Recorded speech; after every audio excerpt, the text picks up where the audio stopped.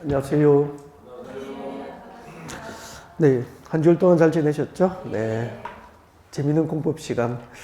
자, 224페이지 오늘 건축법 진도를 준비를 하시면 됩니다. 건축법 진도 준비하시고요. 지난주까지 우리 부동산 공법에서 공부한 법률이 국토기획법 공부하셨고, 도시개발법 공부하셨고, 지난주에 도시 및 주거환경 정비법 이렇게 공부를 했고요. 입문과정에 그 토지공법, 토지에 관한 법률은 이제 모두 공부를 다 한 것 같습니다. 토지공법이 상대적으로 상당히 어렵습니다. 건축물에 관한 공법보다 어려운 과정인데 포기하지 않고 여기까지 이제 함께 하셨다는 것은 합격을 위한 절반의 문턱을 넘어섰다 그렇게 봐도 될 것 같습니다. 자, 오늘은 건물공법.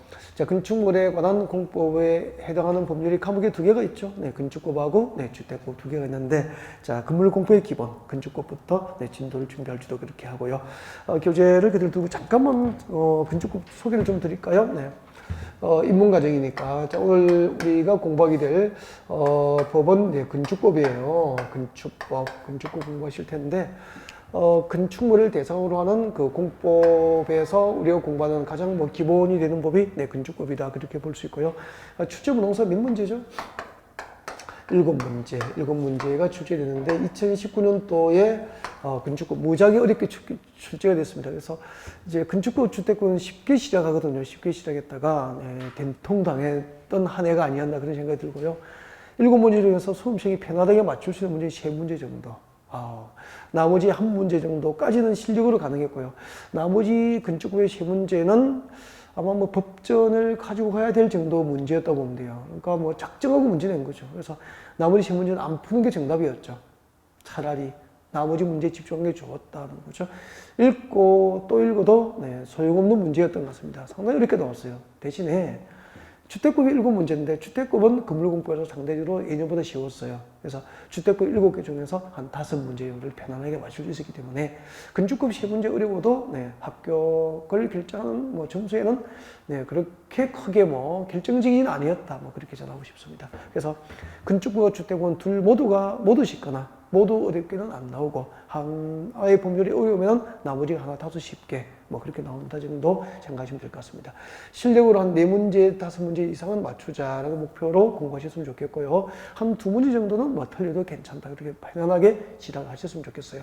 자, 건축법에서는 용어 정의, 일단 이거 오늘 입문 과정에서 용어 정의를 시험에 나오는 거 맞게요. 나오는 것만 좀 중요한 것 몇 가지를 소개를 드리고요. 교재에 나와 있지만 출제되지 않는 것은 우리가 할 필요는 없죠. 그래서 참고로 이런 거 보시면 되고, 저는 출제 가능성이 높은 거 위주로 뽑아서 선택적으로 용어 정의해드리고요. 그리고 오늘 이제 건축법의 핵심은 주로 건축법의 적용 범위, 건축법의 적용 범위를 정확하게 이제 설명드릴 방법으로 이렇게 준비를 할 거예요. 자, 그때 건축법은 적용 범위 3가지로 나눌 겁니다. 3가지로 나누어서 이제 볼 텐데, 제일 먼저 건축법의 적용 대상물이 있습니다. 건축법은 어떤 대상물에 적용될까라고 하는 거죠. 여러분, 달리는 자동차에 건축법 적용돼요? 상식적으로 생각해도 자동차에 건축법을 적용해야 될 이유는 없잖아요. 그래서 자동차는 건축법 적용 대상이 아니죠. 도로, 교통법 등에 의해서 이제 규제를 받긴 하겠죠. 자, 그 다음에 우리 이제 술 마시고 이렇게 한잔하고 기분 좋게 취하신 분이 막 이렇게 도로에 뛰어다니면은 건축법 적용합니까? 안 하죠. 도로교통법이라든지 경범죄 처벌법에 의해서 처벌받게 되죠. 물론 이제 그런 사람이 요즘에는 없습니다. 근데 이제 그러면은 건축법은 어디에 적용될까라는 거죠. 건축법은 여기에 적용됩니다. 건축물. 이렇게 목차를 정리하면서 체계적 이해의 첫걸음이 되는 거잖아요. 건축법은 건축물에 적용되는 법이다. 근데 잠시 뒤에 수업합니다. 모든 건축물이 건축법 적용을 받는 게 아니고 건축법 적용을 받는 건축물도 있고 또 건축법 적용을 받지 않는 건축물이 있습니다. 구별을 하는 방법으로 강의가 진행될 거고요. 그 다음에 두 번째, 건축법은 어디에 적용되냐면 건축법은 대지에 적용됩니다. 대지. 그러면은 건축법상 대지가 무엇인지를 정확하게 아는 그런 기회가 돼야 되죠. 건축법에 적용을 받는 건축법상 대지가 무엇일까라는 거죠. 이게 왜 되냐면은 여러분 그 부동산 학개론 시간에 대지라는 개념이 나와요, 안 나와요? 나와요. 나오는데 그때 이제 부동산 학개론에서 대지는 학문적으로 정의하는 개념이에요. 그죠? 바로 그 개론에서 정의하는 대지에 건축이 허가되지는 않거든요. 네. 학문적으로 정해놓은 개념이고요. 또 지목이 대라고 있습니다. 지력법에서 지목이 대라고 합니다. 같은 말일까 다른 말일까요? 따지면은 다른 말입니다. 그러니까 지력법상 지목이 대여도 전부 건축물을 건축할 수 있는 대지가 되는 것은 아닐 수 있는 거예요. 예를 들면은 지력법상 지목이 대여도 맹지면은 건축할 수 있습니까 없습니까? 맹지는 원칙적으로 건축 허가가 안 나요. 그러니까 건축물을 건축할 수 있는 대지가 아니라는 거죠. 지목이 대여도. 그러니까 따지면은 대지하고 대는 다른 거잖아요. 네. 그래서 건축법상 건축물을 건축할 수 있는 대지가 무엇인지를 오늘 배우게 될 겁니다. 자, 그 다음에 이제 두 번째는 공작물에 적용됩니다. 공작물에 적용되는 법이다. 그렇게 할 수 있는데, 여러분 공작물을 우리가 공부를 하셨습니다. 이미. 그죠? 우리 국토기법상 건축물의 건축이나 토지 형질 변경 등 그 국토 개발을 할 때 도시군 계획 사업에 의하지 않은 사적 개발은 관할 시청 건축으로부터 허가를 받게 합니다. 그래서 이제 개발 행위 허가 제도가 하고, 그때 개발 행위 허가를 받아야 할 허가 대상을 건공 토토토 이렇게 온 적이 있죠. 그죠? 네. 건공 토토토 할 때 건축물의 건축, 공작물 설치. 그때 공작물은 인공을 가하여 설치되는 시설물을 그렇게 배웠다고요. 그러면은 한번 봐요. 여러분 건축물과 공작물 전부 자연적으로 존재하는 겁니까? 인공적으로 설치되는 시설물입니까? 인공적으로 설치되는 시설물이라는 점에서는 똑같습니다. 근데 이제 인공적으로 설치된 시설물 중에서 지붕이 인공을 가하여 설치된 시설물 가운데서 지붕이 존재하면 무엇이 되는 거죠? 건축물이 되는 것이고, 지붕이 존재하지 않는 것들 무지하게 많잖아요. 그죠? 지붕이 존재하지 않는 것은 공작물, 그렇게 되는 거죠. 일단은 구별은 그렇게 합니다. 그래서 자, 건축법에 적용하는 건축물의 범위, 그리고 건축법상 건축물을 건축할 수 있는 대지의 범위, 그리고 건축법 적용을 받는 공작물의 범위 등을 공부하게 됩니다. 그래서 나머지 또 건축법 적용 대상, 건축 설비도 있습니다만은 건축 설비는 별도로 시험에 나오지는 않더라고요. 한 번도 나온 적이 없어요. 그래서 공부할 필요가 없죠. 그래서 일단은 여러분 세 가지를 기억합니다. 건축법 적용 대상물 하면은 건축물, 대지, 공작물, 이렇게 목차를 이용하는 것은 체계적인 학습의 첫걸음이니까, 그죠? 꼭 기억했으면 좋겠고, 그 다음에 이제 두 번째가 건축법 적용 대상 행위, 건축법에 적용을 받는 행위가 됩니다. 행위. 자, 건축법은 어떤 행위에 적용될까요? 자, 우리 건축조가 이거 하면은 건축법 적용 받습니다. 이거 하면은 뭐죠? 건축 행위를 하면은 건축법 적용을 받아요. 그러니까 건축을 하면은 건축법 적용을 받기 때문에 임의로 할 수 있습니까? 건축법이 정하는 절차에 따라야 됩니까? 건축법이 정하는 절차에 따라서 건축은 허가를 받아야 되는 거예요. 그래서 우리가 건축 허가 그렇게 하죠. 야, 너네 집 건축 허가 받고 집 짓는 거야? 뭐 그렇게 하잖아. 너 집 짓는다고 했잖아. 건축허가 났어? 그렇게 하죠. 건축허가 났어? 건축은 허가받는 게 원칙이에요. 그래서 건축법상 건축 절차는 원칙이 허가를 받아야 건축 행위를 할 수 있다는 거죠. 근데 그때 건축법상 건축 행위는 건축물을 축조하는 것이다 하면 O일까 X일까? X죠. 건축물을 축조하는 것은 건축이라는 빵점, 1점을 줄 수 없는 거죠. 왜요? 그것은 국어적 개념이지, 건축법에는 건축을 5가지로 규정합니다. 건축법상 건축이라 하면 신축, 정축, 개축, 재축, 이전, 이 5가지를 건축이라고 해요. 그러면 신축, 정축, 개축, 재축, 이전을 이 5개를 건축이라고 하고, 그 건축 행위를 하면은 건축법 적용을 받기 때문에 임의로 합니까? 허가받고 해야 됩니까? 허가받고 해야 되는 거죠. 그냥 건축으로 축조하는 것은 건축이다. 그러면은 1점을 줄 수도 없어. 빵점이라는 거예요. 그래서 여러분 하얀 백지 위에 지금까지 알고 계시는 건축의 개념을 없애버리고 백지 위에 새로 그림을 그린 마음으로 건축의 개념을 나중에 배우게 될 겁니다. 자, 근데 모든 건축을 허가받지는 않죠. 특례로서 신고로 건축할 수 있는 대상도 있습니다. 네. 일단 건축 행위를 하면은 건축법 적용을 받는다. 하나 배웠고요. 그 다음에 두 번째는 대수선이에요. 대수선. 건축물을 크게 수선하면은 건축법 적용을 받게 되는 거죠. 예를 들면, 여기 기둥이 있잖아요. 이 기둥 하나, 이게 2개. 기둥 2개 보이죠? 이쪽하고 이쪽 기둥. 그 2개를 이 건축주가 와가지고 저 기둥 2개를 뽑아버린 거예요. 우리 공부해야 됩니까? 가방 싸야 됩니까? 기둥 2개, 저거 2개 뽑아버리면은 이 건축물의 구조 안전을 누구도 보장을 못할 거 아니야. 공인중개사 시험도 준비하지만 목숨 걸고 공부할 수는 없잖아. 그죠? 일단은 가방 싸야 되거든. 그래서 이렇게 건축물을 너무 크게 수선하다, 기둥을 해체할 정도로 건축물을 크게 수선하다가 건물이 붕괴되고 뭐 인적, 물적 피해가 발생하고 희생이 발생하면 안 되죠. 그래서 건축물을 건축주가 내 건물이지만 너무 크게 수선하면 건축법 적용을 하여 허가를 받거나 신고를 하도록 규제하겠다는 거죠. 바꾸기 가면은 건축물을 크게 수선하는 대수선 행위는 허가를 받거나 신고 없이는 대수선 행위를 못하도록 건축법을 적용하게 된 거예요. 그러면은 어느 정도 건축물 수선의 대수선인지 그 기준이 객관적이 되잖아요. 그래서 다음에 해당하면 대수선이라고 대수선 범위를 9개를 규정한 거죠. 이 법률에 규정된 9가지 대수선 행위 중 한 개에 걸리면 원칙적으로 뭐죠? 허가받아야 되고요. 허가 없이는 건축주가 내 건물이지만 건축물을 크게 대수선하는 행위를 할 수 있어? 없어. 그렇게 되는 거예요. 그래서 건축법상 건축은 5개, 신축, 정축, 개축, 재축, 이전 5개. 건축법상 대수선 행위는 9개 규정되어 있습니다. 이건 5개는 오늘 다 공부하고 이쪽에는 한 2개 정도 살짝 소개해요. 단순 암기 사항에 불과하거든요. 그래서 원리만 살짝 설명드릴 거고, 그 다음에 이제 건축법 적용 대상 행위, 용도 변경, 용도 변경. 용도 변경은 뭐 원리 정도를 설명을 드릴 것 같습니다. 근데 교재의 편집은 얼핏 보니까 편집이 안 돼 있는 것 같고요. 아무튼 뭐 필기를 하더라도 간단하게 건축물의 용도 변경도 설명을 드리겠습니다.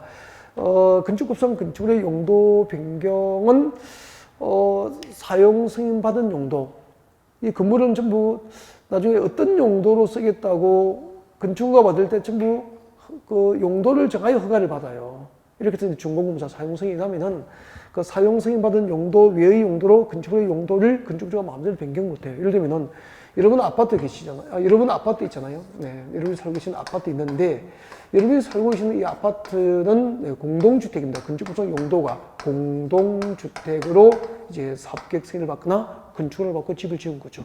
건축물의 용도가 뭐라고요? 공동주택이 된다고. 근데 여기 이제 101동 전부가 내 거예요. 101동 전부가 내 거라고. 아파트가 그냥 한 동이 전부 내 거예요. 그래서 나는 집주인이니까, 건축주니까 그냥 내 마음대로 공동주택을 리모델링해서 전부 그냥 나이트클럽으로 위락시설이죠. 나이트클럽 용도를 변경한 거죠. 위락시설. 이렇게 해서 여러분 여기서 주거 생활을 하고 계신데 제가 이 101동을 나이트클럽 용도 변경해서 나이트클럽 만들어버리면 그 말이 돼요? 안 돼요? 안 되죠. 본래 이 지역의 주거환경을 그리고 주거 생활을 심각하게 침해하게 되잖아요. 이런 용도 변경을 허용해야 됩니까? 못하게 해야 됩니까? 못하게 규제해야 되잖아. 그래서 용도 변경 행위도 건축법 적용을 하여서 허가를 받거나 신고하거나 또 건축물 대장 기재사항 변경 신청을 통해서 용도 변경하도록 한 거죠. 그래서 건축법상 건축물의 용도 변경 방법은 3가지가 있습니다. 3가지. 용도 변경을 허가받거나 용도 변경을 신고하거나 아니면 구청에 가서 시청 군청에 가서 시청 군청 구청에 가서 건축물 대장 기재사항 건축물 대장 기재사항 변경 신청을 통해서 건축의 용도를 변경하게 되는 거예요. 아무튼 건축법 적용을 받는 행위는 몇 개죠? 3개. 건축행위, 대수선행위, 용도 변경행위. 건축법 적용 대상으로 하면은 건축물, 대지, 공작물. 일단은 목차를 이렇게 암기를 좀 하셨으면 좋겠습니다. 자, 그 다음에 이제 건축법 적용 대상 지역인데, 지역은 뭐 안 해도 될 것 같아요. 그래서 나중에 이제 기본 이론이 나오면은 할게요. 제목만 소개해 드릴게요. 건축법 적용을 받는 지역입니다. 건축법 적용을 받는 지역은 건축법상 모든 규정이 전부 적용되는 지역이 있습니다. 건축법상 모든 규정이 전부 적용되는 지역이 있습니다. 그러면은 건축법이 전부 적용되는 지역에 땅 사면은 모든 건축법 규정이 적용되기 때문에 모든 건축법 규정에 맞도록 건축이 이루어져야 돼요. 그러면은 건축이 어렵습니까? 쉽습니까? 어렵죠. 그래서 어떤 지역은 건축법이 전부 적용될까요? 이걸 나중에 살짝 외우게 만들거든요. 설명도 드리고. 자, 일단 듣기부터 들으면 오늘 안 할 거예요, 아마. 건축법이 전부 적용되는 지역, 도시지역입니다. 용도지역이 도시지역이면 건축 밀도가 높으니까 모든 건축법이 적용돼요. 도시지역에서는. 그리고 도시적 밖에 지구 단위 구역이 지정됐거나 그러면 곧 도시적, 현재는 도시적이 아니지만 나중에 신도시 개발이 이루어지거든요. 그래서 도시적 밖에 지구 단위 구역이 지정된 지역도 건축구역에 전부 적용돼요. 그리고 도시적 밖에 동가읍 지역입니다. 동가읍 지역은 건축 밀도가 높기 때문에 건축구역에 전부 적용됩니다. 도시적 외의 지역에서 지구 단위 구역이 지정됐거나 동가읍 지역 등은 건축법상 모든 규정이 전부 적용된다. 그렇게 하면 되겠네요. 그 다음에 이제 전부 적용 지역 이외의 지역의 땅 사면은 일부 건축법 적용이 배제됩니다. 일부 적용이 배제되는 지역이 있다. 뭐 그 정도만 하시면 될 것 같습니다. 그래서 오늘 이 부분은 소개를 드리지 않고요. 1월 달에 해드릴 거고 일단 건축법 적용 대상물, 대상 행위 위주로 건축법 강의가 준비된다는 것 미리. 자, 어떤 내용을 공부할지 잠깐 소개를 드릴 거고 그럼 지금부터 이제 용어 정의 하기 전에 편집이 건축법 적용 대상부터 나와 있더라고요. 그래서 대지하고 건축물, 공작물을 먼저 설명드리도록 그렇게 할게요. 자, 여러분 교재 224페이지입니다. 224페이지 보면 이제 건축법상 대지가 나와 있습니다. 지금 대지는 뭐죠? 건축법상 대지지 뭐, 그죠? 건축법상 대지. 건축법 적용 대상물 1번 대지 그렇게 되죠. 우리 지난주에 도시 및 주관경 정비법에도 대지가 법으로 개념이 정의되어 있어요. 그래서 정비법상 대지라면 정비 사업이 몇 개죠? 주관경 개선 사업과 재개발 사업과 재건축 사업 3개잖아요. 그 3가지 정비 사업, 정비 사업으로 조성된 토지는 전부 정비법상 대지가 돼요. 정비 사업에 의해서 조성된 토지는 정비법상 대지가 돼요. 그러면 건축법상 대지가 무엇일까요? 라고 하는 거죠. 자, 건축법상 대지라 하면 원칙. 좀 외웠으면 좋겠습니다. 여러분 교재 잠깐 볼까요? 자, 건축법상 대지란 공간정보 구축 및 관리에 관한 법률. 자, 공간정보 구축 및 관리에 관한 법률 가운데서, 자, 이 법률을 따라서, 자, 줄 것입니다. 각 필지로 나눈 토지, 각 필지로 나눈 토지를 건축법상 무엇이라고 한다? 대지라고 한다는 거죠. 이걸 좀 살짝 외웠으면 좋겠는데요. 공간정보 구축 및 관리에 관한 법률상, 각 필지로 나눈 토지죠. 각 필지로 나눈 토지. 공간정보 구축 및 관리에 관한 법률. 앞으로 그냥 저는 줄여서 약칭해서 그냥, 이 필지는 지력법 영역에 해당되죠. 그래서 그냥 지력법상 그렇게 할게요. 지력법상 각 필지로 나눈 토지는 건축법상 뭐가 되죠? 대지가 되는 거죠. 이걸 그림으로 설명드리겠습니다. 잠깐 보시면 이렇게 됩니다. 여러분 여기 세 필지로 나눈 토지가 있습니다. 세 필지죠. A, B, C 이렇게 세 필지로 나눈 토지가 있으면 잘 보세요. 이렇게 지력법상 각각의 필지로 나눈 토지는 건축법상 각각의 대지가 되는 거예요. 그러면 각 필지로 나눈 토지는 각각 전부 건축법상 대지가 될 수 있으니까 A 필지로 나눈 부분도 건축법상 하나의 대지가 되는 거죠. B 필지로 나눈 부분도 건축법상 한 개의 대지, C 필지로 나눈 토지도 건축법상 한 개의 대지가 되는 거예요. 그래서 지력법상 각 필지로 나눈 토지는 건축법상 대지다라고 하는 말의 뜻은 지력법상 한 필지, 1필지, 하나의 필지로 나눈 토지는 건축법상 곧 몇 개의 대지가 됩니까? 한 개의 대지가 된다라고 하는 뜻이에요. 1필지, 1대지를 원칙으로 한다는 얘기입니다. 지력법상 한 개의 필지로 나눈 토지는 건축법상 몇 개의 대지가 되기 원칙입니까? 한 개의 대지가 됩니다. 그래서 여러분 그 교재에다가 각 필지로 나눈 토지를 말한다. 밑에 보니까 뭐라고 되어 있습니까? 1필지, 1대지 원칙 줄 거 넣으면 되죠. 이 말이 곧 1필지, 1대지 원칙을 말한 거예요. 지력법상 한 개의 필지로 나눈 토지는 곧 건축법상 하나의 대지로 함이 원칙이다. 그런 뜻이죠. 자, 이렇게 1필지, 1대지가 원칙인데, 그럼 이거 몇 개죠? 세 필지로 나눈 토지니까 몇 개의 대지가 됩니까? 세 필지는 3개의 대지가 된다는 얘기죠. 이게 원칙이에요. 근데 밑에 보면 예외가 있을 거예요. 예외가 있는데, 예외는 이제 입문 과정에 들어가지는 않습니다. 들어가지는 않는데 간단하게 소개만 할 거예요. 자, 2개 이상의 필지. 자, 밑에 나와 있을 거예요. 2 이상의 필지입니다. 그러면은, 여러분, 2개 이상의 필지니까 원칙대로 하면은 몇 개의 대지가 됩니까? 2개 이상의 대지가 돼야 되잖아요. 근데 이 2개 이상의 필지를 건축법상 1대지, 하나의 대지로 할 수 있는 토지가 6개가 있는 거예요. 두 개 이상의 필지지만 네, 특례로서 한 개의 대지로 인정할 수 있는 토지가 몇 개죠? 6개. 동그라미 1번부터 6번까지 나와 있잖아요. 동그라미 1번 볼까요? 자, 하나의 건축물을 두 필지 이상에 걸쳐 건축할 경우입니다. 예를 들면은, 자, 그림 보여드릴까요? 너무 쉬워요, 너무. 그래서 이런 거는 설명 듣고 한 번 이해하고 반복만 하시면 되죠. 뭐 몇 번 반복하면은 시험 다 칩니다. A필지, B필지, 두 필지로 나눈 토지가 있습니다. 여러분, 1필지 1대지의 원칙이니까 원칙대로 하면은 두 필지로 나눈 토지는 건축 구성 몇 개 대지가 돼야 되죠? 두 개 대지가 되는 게 원칙이지 뭐. 두 필지니까. 근데 자, 이렇게 두 개 이상의 필지에다가 하나의 건축물을 걸쳐 건축합니다.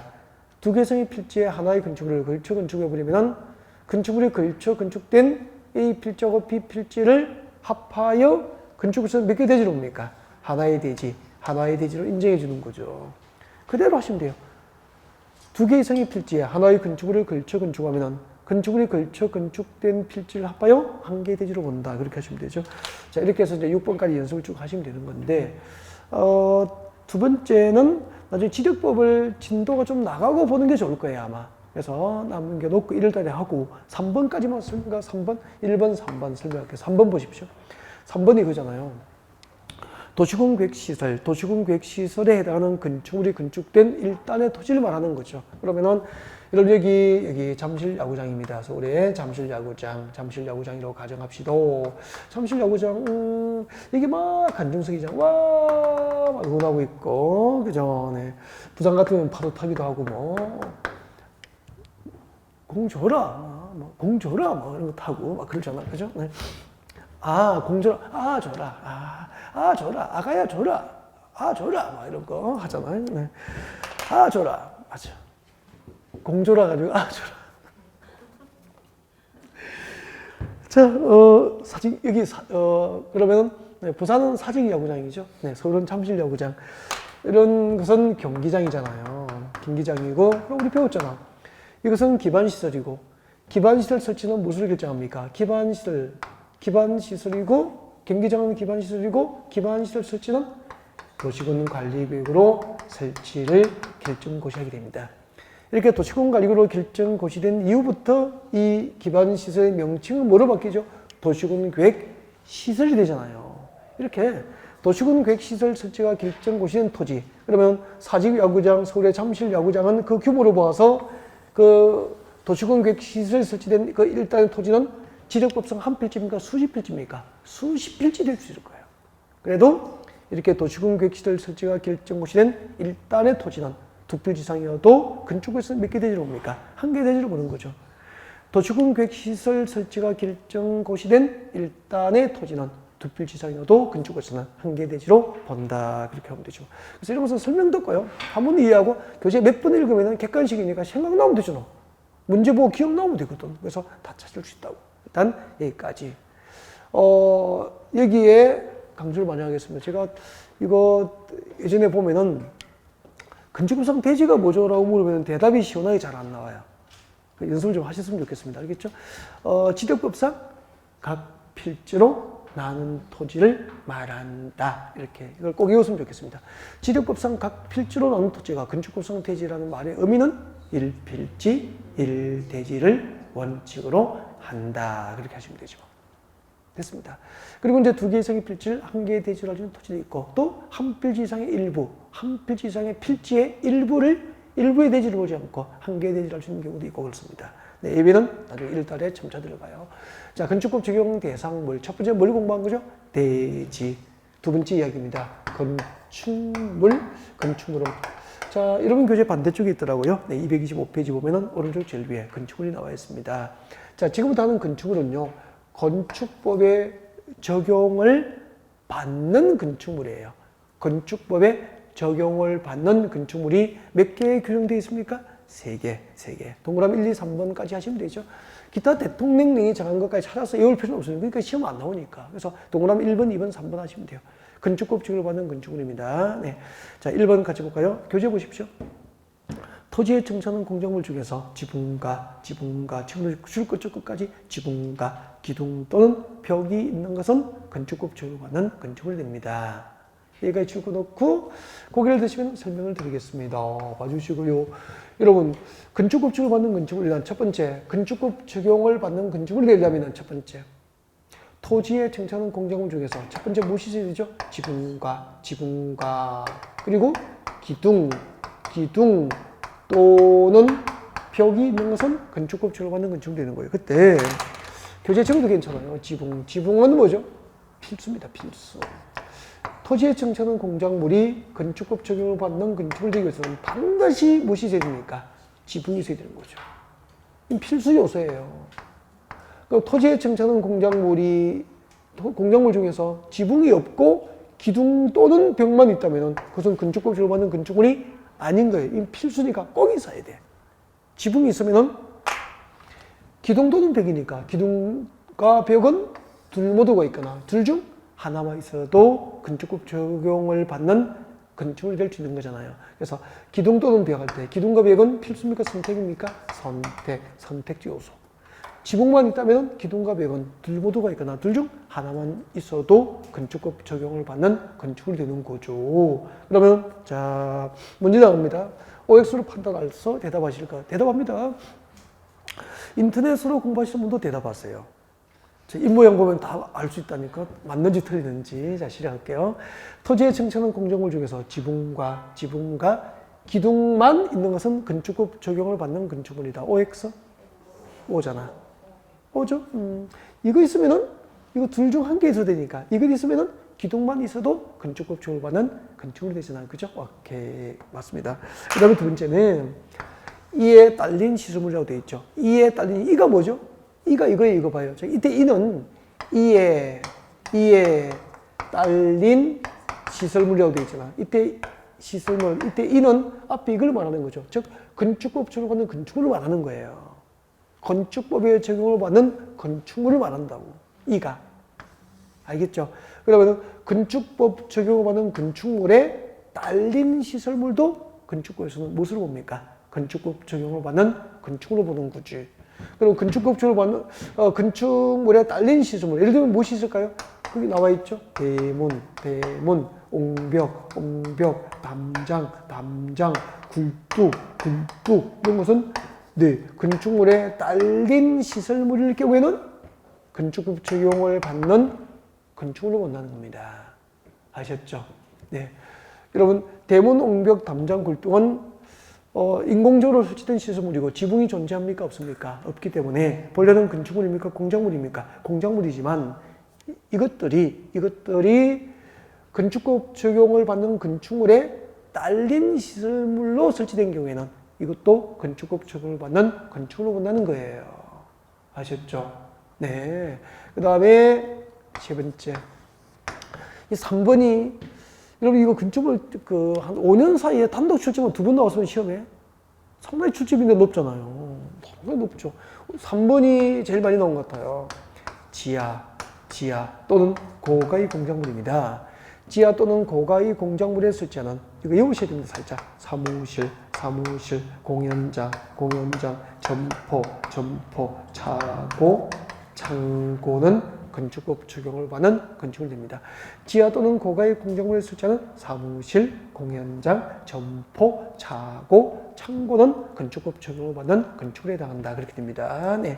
그러면은 문제 나가겠습니다. 집중하시고요. 여러분, 지하의 공작물, 이거 2017년도 기출문제입니다. 출제 문제 그대로 소개할게요. 지하의 공작물에 설치하는 점포는 건축법 적용을 받는 건축물이다. 오입니까? 오잖아요. 지하의 공작물에 설치하는 점포도 건축법 적용을 받는 건축물이죠. 그 부산의 서면에 지하상가 있잖아요. 그죠? 네. 그럼 지하의 공작물에 설치된 점포잖아. 그 건축법 적용을 받는 건축물입니까? 건축법 적용을 안 받습니까? 건축법 적용을 받는 건축물로 옵니다. 지하상가 점포들. 아, 그렇구나. 그 다음에 고가의 공작물이에요. 대지입니까? 고가의 공작물입니까? 대지가 아니고 고가의 공작물 위에 설치된 사무실, 공연장, 점포, 차고, 창고도 건축법 적용을 받는 건축물이죠. 예를 들면 고가의 공작물 너무 쉬운 건데 예를 들면 한번 보세요. 이거 고가도로입니다. 고가도로라고. 우리 서울 내부 순환 고속도로도 타보면은 고가도로 구간이 많고요. 우리 부산에 가면은 동서 고가도로 있죠. 남해 고속도로 타고 서면쪽으로 쭉, 그죠? 동서 고가도로 타죠. 옛날에 남해 고속도로 타고 동서 고가도로 오면은 동서 고가도로 위에 이렇게 요금소도 있었고, 또 이렇게 창고도 있습니다. 창고 같은 거, 뭐 제설 장비 넣어두려고. 그리고 서울 외곽 순환 고속도로도 고가도로 구간에 보면은 제설 장비, 뭐 염화칼슘 이런 거 넣어두려고 이렇게 창고가 있어. 그럼 이때 창고도 봐요. 고가도로 위에 지어진 창고는 대지 위에 설치된 겁니까? 고가의 공작물 위에 설치된 겁니까? 고가의 공작물 위에 설치된 창고잖아. 이런 것도 건축법적으로 받는 건축물이 된다 이 말입니다. 대지가 아니고 고가의 공작물 위에 설치된 사무실, 공연장, 점포, 차고, 창고도 건축법 적용을 받는 건축물이다 그런 얘기입니다. 아셨죠? 네. 자, 이렇게 보십시오. 정확하게 이 법은 이렇게 우리 건축법에는 건축법에 적용을 받는 건축물이라 하면 몇 개죠? 3개. 이 3개 중 1개에 해당해야, 하나 이상으로 해당해야 그것은 건축법 적용을 받는 건축물이 될 수 있는 거잖아요. 이 3개를 정확하게 이렇게 기억하셔야 돼요. 그 다음에 건축법 적용을 받지 않는 건물이 있죠. 건축법에 적용을 받지 않는 거. 이것은 여기 정리가 안 돼 있는 게 지금 적어주고 할 필요는 없거든요. 기본서에 나오니까. 그래서 듣기만 살짝 들어봐요. 문화재보호법에 의해서 지정문화재나 가지정문화재로 지정되어 있는 거예요. 예를 들면 경복궁이라든지 숭례문이라든지 동대문이라든지 그리고 뭐 종묘 이런 건물, 경주 불국사 이런 것은 문화재보호법에 의해서 문화재로 지정된 건축물이잖아요. 이런 건물은 문화재보호법으로 관리가 잘 이루어지기 때문에 현행 건축법을 적용해서 철거해라 말아라 재건축해라 할 필요가 있어 없어? 없죠. 그래서 문화재보호법상 지정문화재나 가지정문화재로 지정된 건축물은 건축법 적용을 받지 않는다. 그렇게 합니다. 그 다음에 철도나 궤도의 선로부지 안에 있는 철도나 궤도, 철도 또는 궤도의 선로부지 안에 있는 뭐 운전보안시설, 급수시설, 급유시설, 뭐 기타 철도 관련 시설은 플랫폼 같은 거 이런 것은 건축법 적용을 안 받습니다. 철도법으로 관리가 이루어지거든요. 그리고 우리 고속도로 달리다 보면 요금소 있죠. 고속도로의 통행료 징수시설, 요금소, 톨게이트, 그죠? 그것도 고속국도법으로 관리가 이루어지기 때문에 건축법 적용을 받지 않습니다. 이런 것들은 한두 번 들으면 돼요. 외울 필요도 없어. 너무 쉬워서. 그래서 결국 시험은 건축법 적용을 받는 건축물과 건축법 적용을 받지 않는 건축물을 구별하는 문제가 나오거든요. 그래서 이 정도 듣고 살짝 이해해두고 반복해 두었다가 문제풀이 할 때 야무지게 살짝 정리하면 충분하더라는 겁니다. 즉 우리는 건축법 적용을 받는 대상물, 대지, 건축물 두 가지를 공부한 거죠. 세 번째 여기 나왔죠? 공작물 나와 있습니다. 자, 공작물 같이 볼까요? 자, 여러분 교재 225페이지입니다. 225페이지 보니까 03번 축조 신고 대상 공작물 나와 있습니다. 이거 하는 거죠. 축조 신고 대상 공작물. 일단은 여러분 공작물은 자연적으로 존재합니까? 인공적으로 설치된 시설물입니까? 인공을 가하여 설치된 시설물입니다. 인공을 가하여 설치되는 시설물이고 지붕이 있습니까? 없습니까? 없으면 공작물이 되는 거지. 근데 이 공작물은 전부 건축법 적용을 받는 게 아니고요. 그 종류별로, 공작물의 종류별로 일정한 규모를 넘으면 건축법 적용 대상이 되는 거예요. 예를 들면 옹벽과 담장이 나와 있을 겁니다. 옹벽, 담장. 여러분, 옹벽과 담장은 지붕이 있습니까? 없습니까? 없으니까 공작물인데 옹벽을 쌓고 담장을 축조하면 전부 건축법 적용을 받는 게 아니고 옹벽과 담장은 공작물로서 높이 몇 미터죠? 2미터 넘는 것, 2m를 넘는 것만 건축법 적용을 받기 때문에 건축법 적용을 받으니까 2m를 축조합니까? 축조 신고 대상이 됩니까? 축조 신고를 하라는 거죠. 공작물 중에서 옹벽과 담장은 2m를 넘으면 건축법 적용을 받아요. 그러면 이 건축법 적용을 받기 때문에 그때부터 2m를 넘는 옹벽과 담장 축조는 이미 축조입니까? 축조 신고해야 됩니까? 축조를 관할시청을 정해서 신고해야 됩니다. 그래서 이건 축조 신고 대상 공작물 범위라고 외우면 되는 거죠. 축조 신고 대상 공작물 범위를 말하는 거예요. 그럼 설명 다 한 거예요. 그럼 외우면 돼요, 이제. 그 다음에 그 밑에 광고탑, 광고판이죠. 광고탑, 광고판, 광고탑, 광고판. 광고탑, 광고판은 높이 몇 미터? 4미터. 4미터를 넘는 것은 건축법 적용 대상이 됩니다. 네, 그래서 이렇게 쭉 내려갈 건데 이제 더 내려가는 건 의미가 없어요. 인문과정. 이거 뭐 나중에 문제 풀이만 잘해도 되는 거 아니에요? 솔직히 그래서 문제만 잘 풀어도 끝난 거죠. 한 문제 풀면 되죠. 뭐. 두 문제 풀 필요도 없어. 한 문제 풀면서 연습 몇 가지 딱 외우면 되죠. 뭐. 암기 방법 나중에 다 가르쳐 드려요. 이렇게. 옹담은 옹백가다 문장이니까 앞에 걸쳤다면 옹담이잖아. 옹담은 2m 그렇게 하면 되죠. 광광은 4m 이렇게 나중에 외우거든요. 굴장기철 6m 막 이렇게 외워둡니다. 네, 그래서 그러니까 이런 거 단순 암기상은 공부라고 생각도 하지 말고 그냥 살짝 한번 듣고 공작물은 종류별로 일정한 범위를 넘으면 건축법 적용을 받기 때문에 이미 축조입니까? 축조 신고 대상이 됩니까? 축조 신고 대상이 된다. 그 정도 외우죠. 옹담은 2m, 광광은 4m 이 정도 하고요. 나머지 또 밤새 외우면 안 됩니다. 너무 공부하시고 싶어가지고 밤새 외워버릴까봐 무서워서. 자, 일단 건축법 적용 대상물까지 하고 잠시 휴식했다가 용어 정의하고 또 건축법 적용 대상 행위로 진도를 나갔죠. 잠시 쉬었다 가겠습니다.